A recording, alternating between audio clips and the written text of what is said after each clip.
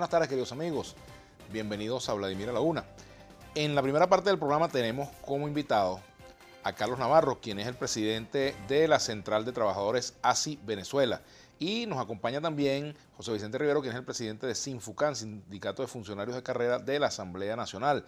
En la segunda parte estaremos conversando con Lenis Covea, quien es la esposa de un funcionario de Polichacao detenido hace más de un año.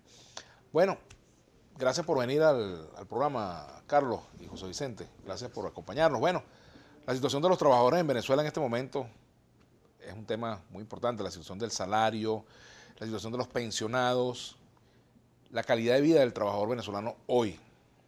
Fíjate que se ha hecho mucha especulación con el aumento del 40% a partir del 1 de septiembre. Y se ha hecho una propaganda internacional que por supuesto impacta, porque en cualquier parte del mundo donde tú oyes que se aumentó el salario en 40%, la gente supone que con eso puedes comprar un carro. Entonces a esto yo he querido retratarlo, ponerle cifras para que la gente sepa de qué se trata. Con ese aumento salarial que se dio el 1 de septiembre, la gente tiene que saber que ese aumento significa 39.013 bolívares del salario mínimo. Y con 39.013 bolívares es bueno que la gente sepa, yo creo que lo sabe, pero para reafirmarlo, se puede comprar un cartón de huevos y medio kilo de pasta. Ese aumento en ese mes de septiembre de 39.013 bolívares hay que confrontarlo con el incremento de precios solo en el mes de agosto. Nunca en los últimos 20 años se había dado un incremento de este tamaño. El incremento en el costo de la canasta alimentaria fue de 372.000 bolívares en un mes. En 20 años no se había visto esto. De manera que si tú tienes 2 salarios mínimos y 2 tickets de alimentación en una familia, que no es muy común, tú puedes comprar comida para 15 días al mes. Y si tú tienes una familia de 4.5 miembros y quieres comer con alguna decencia sin poder pagar gas, agua, luz, teléfono, transporte, ropa para los niños que van al colegio, es decir, solo comer, pues bueno, tendrías entonces que tener en tu familia 4 ingresos. 4 ingresos con salario mínimo y 4 ingresos con cesta de alimentación, ticket de alimentación. Ahora imagínate la situación para un pensionado y un jubilado. Los pensionados y los jubilados tienen un drama de vida que sabes que es duro, que cuando uno llega a esta etapa de la vida tenga que pasar por estos días, por estos momentos y por estos meses. Si tú compras comida, no tienes real para las medicinas. Si tú compras medicinas, no puedes comer. Imagínate la inclusividad en la que se encuentra un ciudadano venezolano que le ha dado 30, 40 años de su vida al país y si es funcionario público, peor. Entonces la situación es sumamente grave. Por eso, el costo de la canasta alimentaria, según el Senda, solo para el mes de agosto fue de 1.329.203 bolívares. ¿Qué funcionario público gana 1.329.000 bolívares? ¿Qué trabajador del sector privado gana? Inclusive, ¿qué trabajador del sector informal? Porque ahora hay que saber que las 3 fuentes de empleo más importantes del país son, en primer lugar, el sector informal. ¿Está de primero? El primero. La primera fuente de empleo es el sector informal de la economía hoy. El sector que además es empleo precario. ¿Desde cuándo no pasaba eso en Venezuela? No, desde hace más de 100 años. Pero es que además el último informe de la Organización Internacional del Trabajo sobre el empleo mundial certifica y confirma que Venezuela es el país de América Latina donde creció el sector informal. Pero además, algo que es mucho más grave, el único país donde creció el sector informal, el empleo precario en el sector público es en Venezuela. Es decir, que el gobierno venezolano es el gobierno en toda América Latina que tiene el mayor número de trabajadores subcontratados, contratados y tercerizados, de manera que no son trabajadores con derechos. Entonces, la situación del empleo, la situación del poder adquisitivo es absolutamente grave. Además, si tú ves cómo aumentó, por ejemplo, la canasta alimentaria en el último año, entre el 2016 y el 2017, menos se registra un aumento de 406%. Eso que tú estás diciendo quiere decir, Carlos Navarro, que las organizaciones sindicales del sector público son minoritarias con respecto a la cantidad de trabajadores que hay allí. Bueno, por supuesto, pero todas, además el tema es que el trabajador del sector público que está aterrorizado, perseguido, acosado, no puede salir a pelear. Tiene 7 leyes que le cercenan el derecho a hacer una asamblea, a discutir un contrato colectivo, a hacer una protesta. Y allí, como tú tienes que aguantar en la mayoría de los casos, porque la miseria que ganas es lo que medio te permite vivir, el trabajador tiene que vivir aterrorizado y por eso no sale a protestar. Entonces tú tienes un trabajador que no puede salir a protestar porque lo criminalizan o lo meten preso, pero además de eso tiene que quedarse callado en su oficina donde esté. Y un empleo absolutamente precario con un salario que no le alcanza. Es decir, ese trabajador está viviendo unas condiciones de vida y de trabajo de absoluta depresión humana. que nunca se había visto en el país. José Vicente Rivero también es dirigente de esta central sindical, pero específicamente del sector de trabajadores del Parlamento, es decir, de la Asamblea Nacional, funcionarios de carrera de la Asamblea Nacional. Ustedes, te invitamos al programa junto a Carlos porque tu organización está afiliada también a esta central sindical, pero ustedes tienen un problema específico, me gustaría que lo comentara. Sí, buenas tardes, Vladimir. Bienvenido. Primeramente, los trabajadores de la Asamblea Nacional venimos en una etapa de crisis laboral e inestabilidad. Esto debido a que en el mes de enero de este año, en el mes de febrero, la Sala Constitucional del TSJ procedió a ordenar la intervención administrativa de la Asamblea Nacional, quitándole la potestad a la Junta Directiva de administrar su propia persona y su propio recurso. Esto ha conllevado lamentablemente a que los trabajadores de la Asamblea Nacional hemos perdido más del 72% de los beneficios contractuales en la Asamblea Nacional. Y aunado a ello, suma unos pasivos laborales que superan los 26.500 millones de bolívares. ¿Qué han sufrido los trabajadores? En la póliza de HCM. Hoy día los compañeros jubilados y pensionados de la Asamblea Nacional, son más de 1.400, se encuentran en una situación de alto riesgo, porque muchos tienen enfermedades crónicas, y como lo decía Carlos anteriormente, si compras para comer, no tienes para la medicina, y si compras la medicina, no tienes para comer. La póliza de seguro de la Asamblea Nacional ha caído de unos niveles que, lógicamente, si no los pagas, no se les puede exigir. No tienen cómo comprar sus medicinas, no tienen cómo adquirir las Cuando medicinas. ustedes tienen un reclamo, no se lo llevan a Julio Borges. Al principio, a la Asamblea Constituyente, al principio fuimos hasta el presidente de la Asamblea Nacional, patrono natural, lógicamente, basado en la sentencia, nos ha acompañado en instancias superiores, en instancias que el TSJ ordenó el pago. TSJ, cuando ordena la intervención, ¿a quién le toca la potestad del pago? Al Ejecutivo Nacional, en la persona primeramente de la UNAPRE, Oficina Nacional de Presupuesto de la Nación, y segundo al Ministerio de Economía y Finanzas. Hoy día los trabajadores de la Asamblea Nacional y nuestra Junta Directiva de Sinfucan asistimos a la Presidencia de la República en 2 oportunidades, ya que sea la máxima autoridad quien ordene el pago, y nuestro llamado al Presidente de la República, quien estuvo en esa Asamblea Nacional, quienes estos trabajadores que le sirvieron café, que estuvieron trabajando con él durante su gestión como presidente y parlamentario, hoy día están sufriendo esa misma intervención. Nuestro llamado es a él, a que por favor, la solución la tiene en su mano, que ordene el pago de los pasivos laborales de los trabajadores de la Asamblea Nacional. ¿Cómo estamos en materia de pasivos laborales en otros sectores de la administración pública, Carlos? Cuando tú tienes un déficit de derechos, cuando tú tienes en situación de precariedad tus condiciones de trabajo y de vida, es fácil saber que el tema de los pasivos se incrementa progresivamente. Porque el tema de los pasivos, por supuesto que es monetario, pero hay un tema de pasivos jurídicos, hay un tema de pasivos éticos. El patrono público hace tiempo perdió el compromiso ético de responderle a la clase trabajadora y de cumplir y respetar sus derechos. Ahí tú ves la cuestión de los empleados públicos, la situación de los obreros al servicio del Estado, la situación de los trabajadores de la salud, la situación de los obreros al servicio del Estado, pero en casi todos los estados del país, porque hay algunos aumentos que el gobierno decreta, que ya vemos que son absolutamente insuficientes, pero que aquellos trabajadores, obreros y empleados que pertenecen a las gobernaciones y a las alcaldías, administración descentralizada, institutos autónomos, organismos de desarrollo económico regional, a esos trabajadores no reciben el dinero.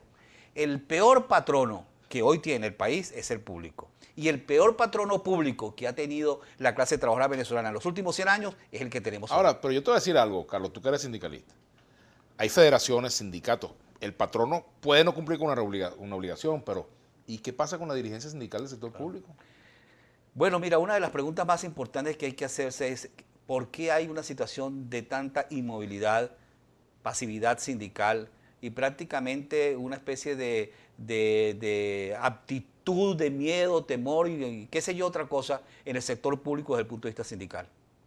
¿Por qué el sector público, fundamentalmente la dirigencia sindical, porque ya te expliqué que los trabajadores tienen miedo, tienen terror? Si un trabajador sale a protestar, lo despiden, y si lo despiden no hay comida para la casa. El trabajador es la víctima de sindicalistas que se subordinan al régimen y no protestan. Es víctima del empleador que no le respeta sus derechos. Es víctima de un gobierno que le desconoce a la clase trabajadora ese sentido revolucionario que el propio presidente habla. Y por otra parte tienes otro sector que están siendo afectados profundamente. Ahí tiene el sector del transporte. Acaba de hacer su Consejo General la Federación de Transporte, que también está afiliada a nuestra central, y el Comando Intergremial. Bueno, en primer lugar hay que saber que el compañero Eric Zuleta ha sido perseguido. ¿No? Ha sido perseguido por el gobierno, ha sido amenazado por los ministros y el compañero Eric Zuleta ahorita está de reposo, escondido. Y la decisión que tomaron todos los gremios del transporte hoy, hace unas horas, es de solidaridad total y que no van a aceptar que al compañero Eric Zuleta le suceda algo porque todo el transporte en Venezuela va a reaccionar. En segundo lugar, quiere informar al país que la decisión que se toma hoy es que involuntariamente, pero es así, hay que afirmar que en 90 días hay un colapso técnico en todo el servicio del transporte. El colapso es irreversible porque hay una quiebra técnica. No hay repuestos, no hay cauchos, asaltan a los compañeros, las fuerzas policiales los martillan. La crisis del sector del transporte, anunciada por el sector del transporte desde hace más de 4 y 5 años, no fue resuelta. ¿Ustedes no han ido a hablar de este tema con el sector oficial sobre esta materia? El gobierno se ha reunido con el sector del transporte unas 50 veces. Es un poco como lo que decía Maduro, que se ha reunido con la oposición 100 veces. Pero el que diga eso no significa que es una gran fortaleza del gobierno, todo lo contrario, es una debilidad. Si tú te reúnes con un grupo de personas 100 veces y no resuelves los problemas, es porque ahí hay un... Pero yo sé que a ti Maduro te invitó a Miraflores y no quisiste ir. No, porque yo ese diálogo tal y como estaba planteado no lo podía aceptar. No podía ir, no podía acompañar lo que se estaba iniciando allí. Yo la invitación la agradezco como un ser humano y como venezolano, pero efectivamente allí no se podía lograr nada. Porque cuando tú vas a sentarte en una mesa de negociación, si tú no tienes voluntad política, si tú no llegas a acuerdos para después ejecutar colectivamente esas decisiones, no hay diálogo social, no hay diálogo real. Y es un poco lo que yo he hablado, y me puedo salir del tema, pero te digo, es un poco lo que yo he dicho. Hasta este momento no ha habido diálogo, lo que ha habido es una especie de simulación con mucha televisión. Pero el diálogo en una situación como la que vive Venezuela, por definición, es acuerdos, es soluciones, es atender al grave problema que está viviendo el país, que está a punto de una guerra civil, y por eso está obligado el presidente a resolver estos problemas, y los chiquitos como los del transporte, y los grandes como lo que está atravesando Venezuela. José Vicente Rivero, ¿han ido al Ministerio del Trabajo con el caso?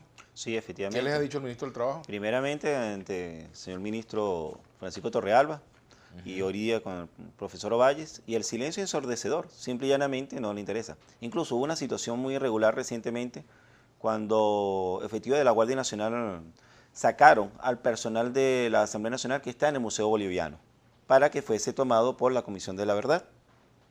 Y resulta que cuando fuimos a quejarnos ante la Procuraduría del Trabajo, lo primero que nos dijeron es que los trabajadores de la Asamblea Nacional no lo iban a atender porque era ir contra el mismo gobierno y ellos no lo iban a hacer, que tenía órdenes directas de no recibir ningún reclamo de la Asamblea Nacional.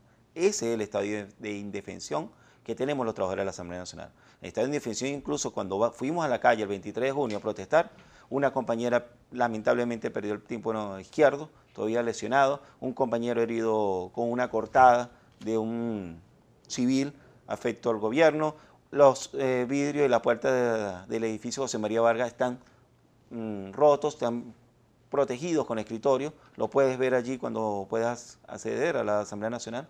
Ese es el estado de indefensión e inestabilidad que tenemos. Tenemos que hacer una pausa, al regreso, unos comentarios aquí en el Twitter. Car Aguilera, parte del sindicalismo en empresas básicas y sector público perdió el norte, está arrodillado el gobierno. Otro comentario, Xiomara Rodríguez, una pregunta, oye, bien interesante. Que alguien me explique, ¿por qué los huevos son más caros que un kilo de carne o de pollo?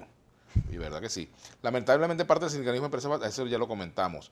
Desde Lara nos saluda José Enrique. También otros comentarios por acá. Los trabajadores venezolanos, el salario solo lo alcanza para medio comer, más no para alimentarnos. Eso es un lujo, dice Andrés Eloy. Pregúntale a los invitados que por qué no hacen huelga. Para que le hagan caso, dice, bueno, el derecho a huelga es un derecho que está consagrado en la Constitución, pero ya es un tema de decisiones sindicales. ¿Por qué no respondió la pregunta del pasivo laboral? Se fue por las ramas, dice Juan Carlos Espín. De eso vamos a hablar al regreso. Ya venimos con Carlos Navarro y con José Vicente Rivero, dirigentes sindicales.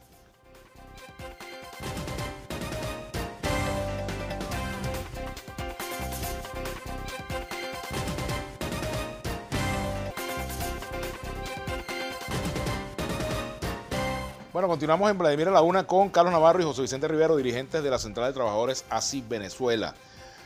Juan Carlos Espín, respuestas breves, señor Navarro. ¿Por qué no respondió la pregunta del pasivo laboral? Se fue por las ramas. Claro, a mí me preocupa muchísimo el tema del pasivo laboral, porque el pasivo laboral puede ser el tema del pago del fideicomiso, el pago de los intereses del fideicomiso, el pago de prestaciones sociales.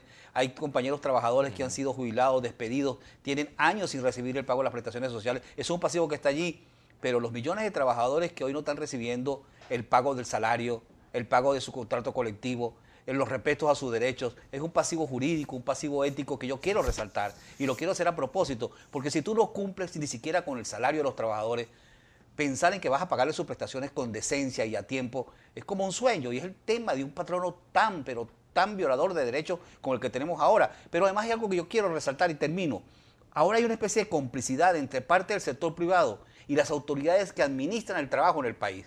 Ahí tú tienes, por ejemplo, el caso del Hospital Clínico de Maracaibo. Es un sector privado, pero no paga los aumentos salariales, no respeta el contrato colectivo, no le paga a los trabajadores sus uniformes, tiene a las enfermeras y a los trabajadores y a los obreros pegados contra la pared, porque hay una complicidad entre el Hospital Clínico de Maracaibo y la inspectora del trabajo de Maracaibo. Nuestras compañeras, Luz Marina y todo el equipo del sindicato le está denunciando, pero no hay nadie que haga caso. Allí hay un problema también ético a los que yo me estaba haciendo referencia.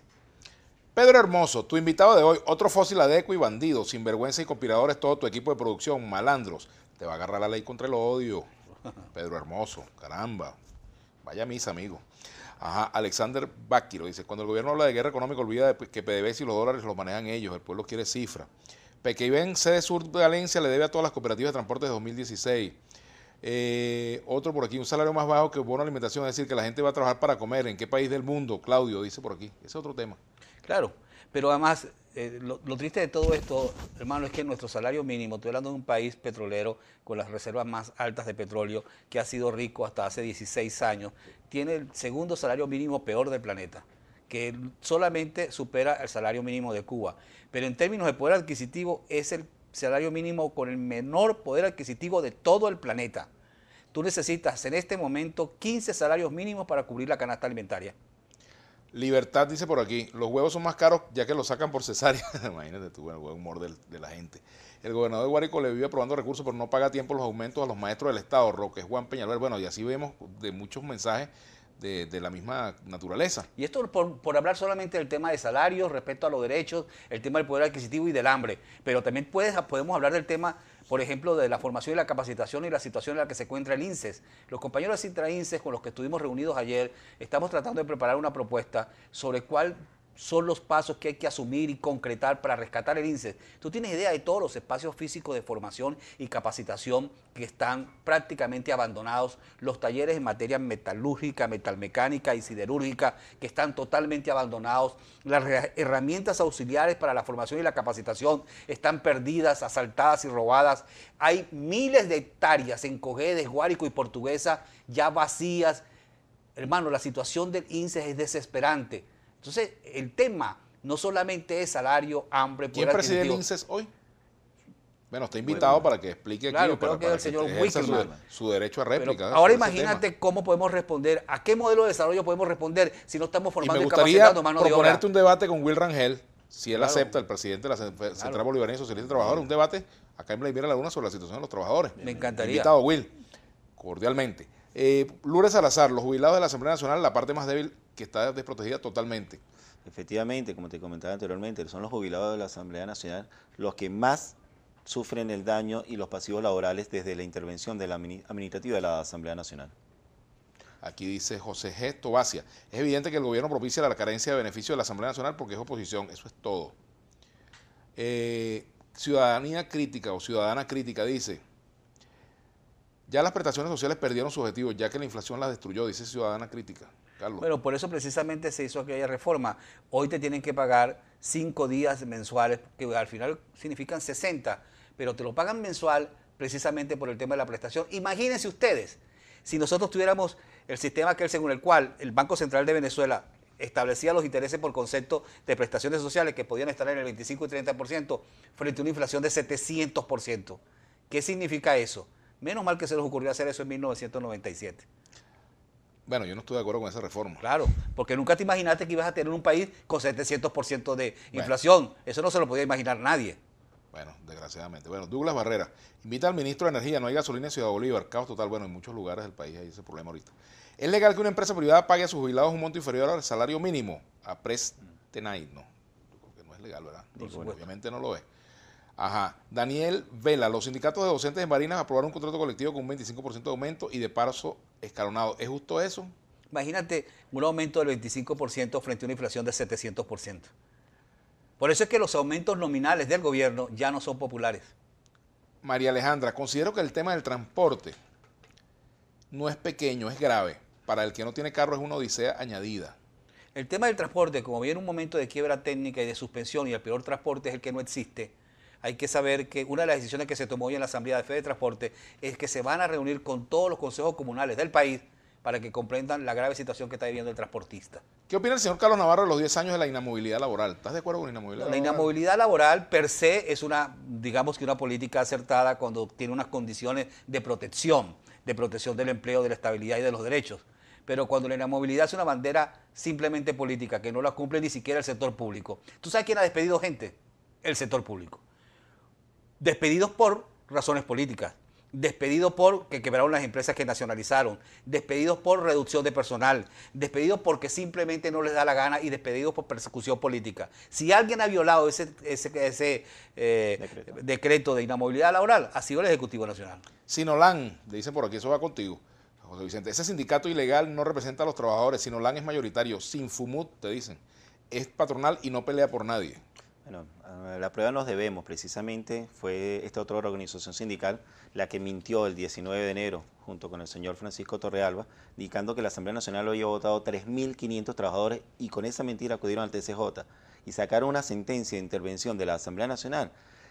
Una sentencia para nosotros express que en menos de 2 horas, Vladimir, en menos de 2 horas ya tenían la sentencia. Ellos fueron a la 1 de la tarde y a las 3:22 tenían la intervención de la Asamblea. ¿Ese sindicato Sinfucán es mayoritario con Es respecto a mayoritario. Sinolán? Nosotros tenemos más de 1.400 funcionarios ¿Y ellos? obreros, afiliados, más 1.400. Ellos están por debajo de los 1.000 afiliados en este momento. Y bueno, lamentablemente están divididos. Ese es otro tema, la atomización sindical, ¿no? En Venezuela. La polarización. Sí, lamentablemente. Bueno, ¿cómo será este gobierno como oposición? ¿Sería como la oposición actual? ¿La economía sería mejor? Pregunta Clipperson. Bueno, yo lo que creo es que para que este gobierno sea oposición tiene que reivindicar el valor de la democracia y de la Constitución de 1999. Aquí te dice Jorge Buenaño. Pregunta a los invitados si hay diferencias entre el obrero de hoy al de antes, a quien se explotaba y sometía a largas horas de trabajo. Sí, el sistema capitalista sigue siendo el mismo. Y por cierto, este gobierno ha mantenido el sistema capitalista tal y como está. Yo le decía a una persona del PSUV, para reafirmar lo que acabo de decir, que el sistema capitalista tiene estructuras, mecanismos y fundamentos, y ninguno de esos 3 aspectos han sido tocados por el gobierno nacional. El sistema capitalista sigue intacto después de 18 años de gobierno socialista. Lo único es que la cúpula que encabezaba el poder político en aquellos tiempos ya no lo es. Hay una nueva cúpula distinta que solo cambió de color. Pero el sistema se mantiene igual, en absoluto, ha cambiado. Aquí dice Ana Archival. Mi mamá es médico y no le alcanza la pensión para comprar sus pastillas. Qué horror, Oneida de Archival. Ajá. Otro comentario por aquí. Hay pasivos laborales dejados por Ramos Alup y Julio Borges, además que tienen a los trabajadores sin agua ni luz. ¿Qué dices tú de eso? Bueno, fíjese, la Asamblea Dice Nacional... Sinolán de nuevo. Sí, la Asamblea Nacional en lo que va de año no ha recibido un solo céntimo. Los trabajadores de la Asamblea Nacional estamos trabajando de 8 de la mañana a 1 de la tarde, debido a que no se tiene cómo pagar el mantenimiento. Y lamentablemente somos los trabajadores los perjudicados. Es un desconocimiento de la Asamblea Nacional. Un desconocimiento que nos lleva a nosotros, que nosotros no trabajamos para un partido político ni de oposición ni oficialismo, trabajamos para institución, el Poder Legislativo Nacional. Pero lamentablemente somos perjudicados porque hay una política de estado del desconocimiento de nuestra Asamblea Nacional. Ajá, aquí dice, odio es el que tiene el régimen contra el pueblo que pasa hambre. Dice Libertad. Germán Simanca dice, el único sector que que ha enfrentado al gobierno es el sector transporte, los demás están arrodillados. No, bueno, hay evidentemente una actitud de batalla y de pelea por parte de los trabajadores de base. Otra cosa es los dirigentes del gobierno, cuyo compromiso con el gobierno los tiene prácticamente inhabilitados, sindicalmente hablando. Por eso es que es muy complicado conducir organizaciones o centrales que apoyan a los gobiernos de turno y al mismo tiempo defender los derechos de los trabajadores. Eso no es posible. Así como no es posible que exista una central sindical o una federación que no defiende los derechos, por lo cual no protesta, por lo cual no moviliza a los trabajadores, por lo cual se esconde a la hora de que haya protesta de los trabajadores. Schwarzenegger me dice por aquí, Pablo Vladimir, ¿estás de acuerdo con las ANC contra la libertad de expresión, amenazando al pana con que lo van a agarrar la ley contra el odio? No, todo lo contrario, precisamente digo lo que digo por eso, porque veo que esa ley, detrás de esa ley puede haber precisamente la tentación de la censura. Lo digo porque si eso lo dijera alguien contra algún funcionario del gobierno, a lo mejor le dice que está promoviendo el odio, por eso lo digo, precisamente por eso. Ajá. El gobierno devalúa los pasivos laborales y se ríe, dice Raúl García. Ajá.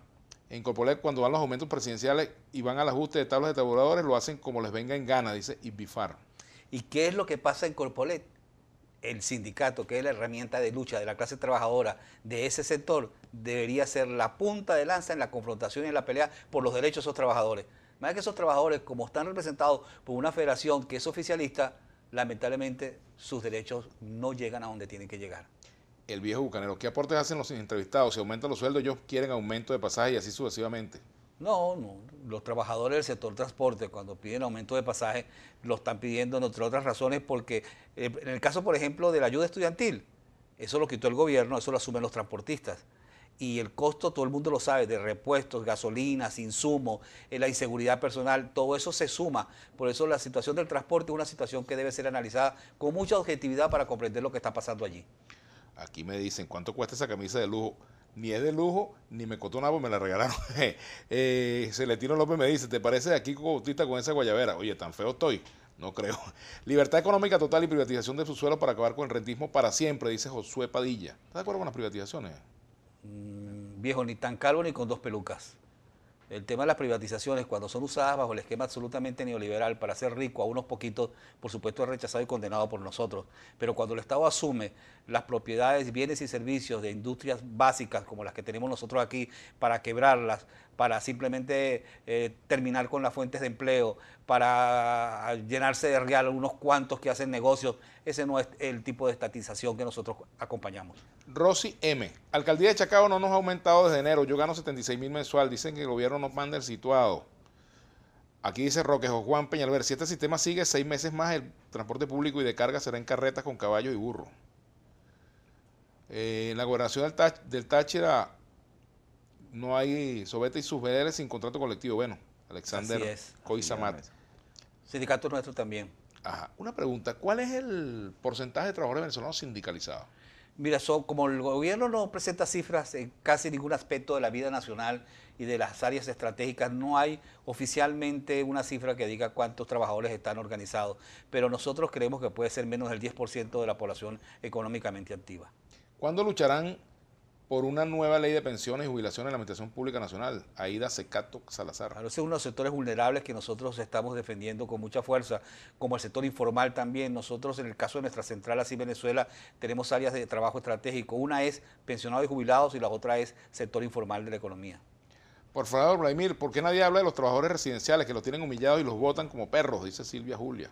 No, todo lo contrario. Eso forma parte también de los convenios que la OIT ha presentado para que el gobierno nacional ratifique, que por cierto no ha ratificado.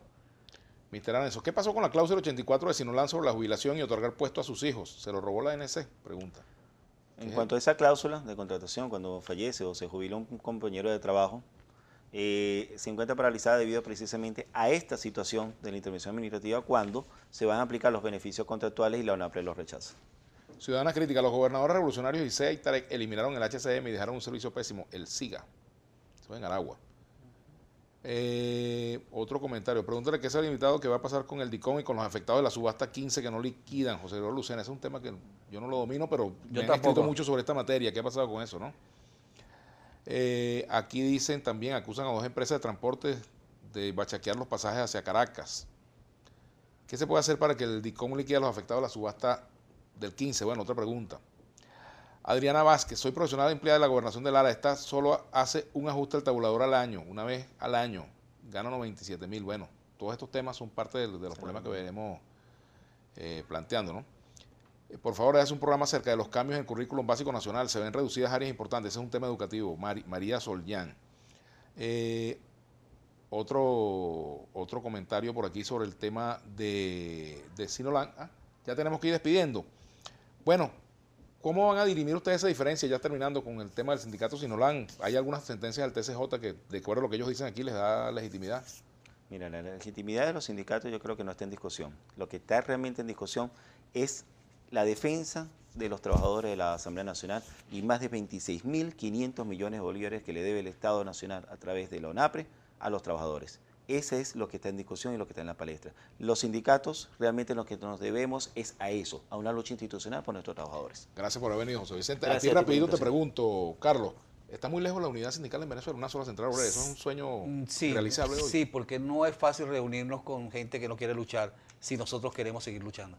Muchas gracias por haber venido, Carlos Navarro. Luego, hermano. Bueno, nosotros vamos a hacer una pausa Y al regreso estaremos conversando con Lenny Escobar, esposa de un funcionario de Polichacao que ya tiene más de un año detenido y ella quiere hablar de su caso. Tiene varias semanas pidiéndome que le diera un espacio en Vladimir a la Una, bueno, y lo estamos haciendo el día